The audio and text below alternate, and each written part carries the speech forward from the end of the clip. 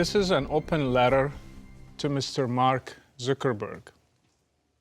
Mr. Zuckerberg, your message to welcome Muslims and protect their rights is nice, but it would have been nicer if you had talked about Islamic terrorism and supported the victims of the terrorist attack in San Bernardino, the ones who lost their families and loved ones, not the ones who are afraid of an imaginary Islamophobia.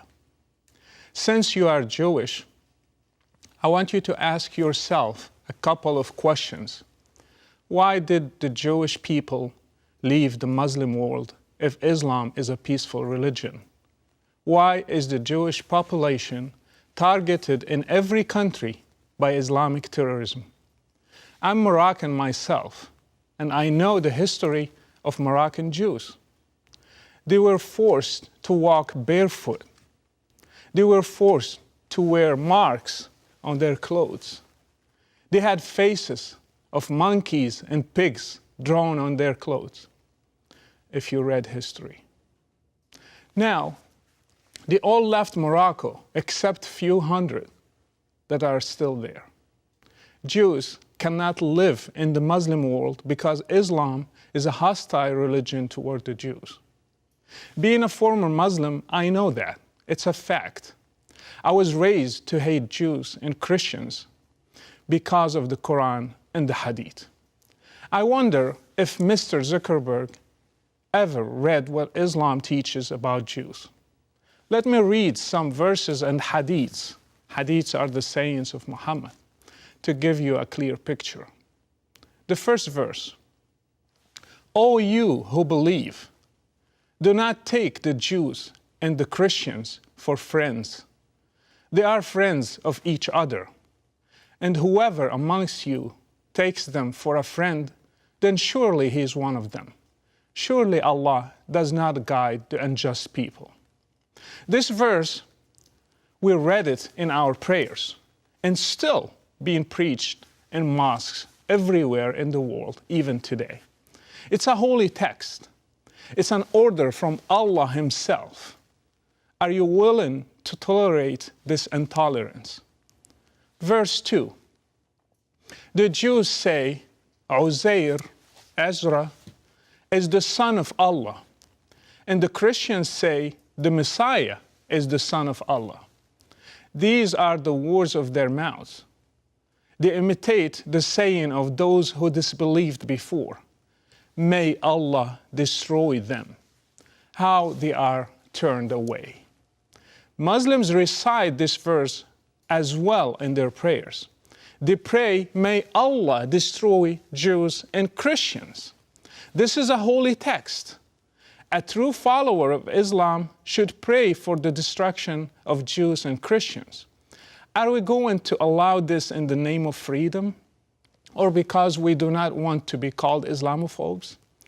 I do not want a Muslim to be my neighbor if he believes that Allah asked him to recite this text and to believe it, which may lead him to act upon it.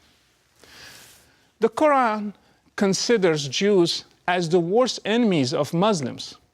It says, certainly you will find the most violent of people in enmity for those who believe, means Muslims, to be the Jews and those who are polytheists. These verses are just a few examples of the doctrines behind the hatred toward Jews in the entire Muslim world. Mr. Zuckerberg, because you are Jewish, you are considered a descendant of those whom Allah turned to apes and pigs, as mentioned in the Quran. It says, and certainly you have known those among you who exceeded the limits of the Sabbath. So we say to them, be apes, despised and hated. Jews are despised and hated according to the Quran. Allah turned them to apes and pigs because they desecrated the Sabbath. This verse includes Mark Zuckerberg as well. I'm not sure how you will feel if you are invited to a Muslim congregation and they started reading this verse as a part of their rituals. Hatred speech is not limited to the Quran. It's also in the Hadith, the sayings of Muhammad. Muhammad said to his followers, "Do not greet the Jews and the Christians before they greet you. And when you meet any one of them on the roads, force him to go to the narrowest part of it." Does this sound like a friendly text? How about this hadith, which was one of the last sayings of Muhammad? He said, "Let there be curse of Allah upon the Jews and the Christians, for they have taken the graves of their apostles as places of worship." Jews and Christians are to be cursed according to this hadith. I'm asking influential people like you to be wise, to be truthful, and to show both sides of the coin. Islam has a problem in its core belief system. We have to address it boldly. Muslims are welcome to live and to be part of any society, but they have to reject these kinds of beliefs. They have to welcome others as they welcome them. The burden is not on the international community to welcome Muslims. The burden is on Muslims to deal with their own religion and find solutions to these doctrines in it that are producing more terrorists than any other faith nowadays. Muslims are not dying because the West rejected them. It's the opposite. Westerners are dying because they welcomed Muslims among them.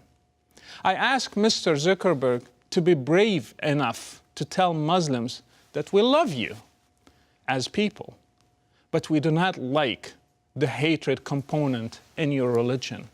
You have to deal with it. Welcoming Muslims and ignoring the problems in Islam is not a solution. It's just another problem. It's called political correctness. Note that my parents are Muslims and I love them. But still, I say the truth, and the truth hurts.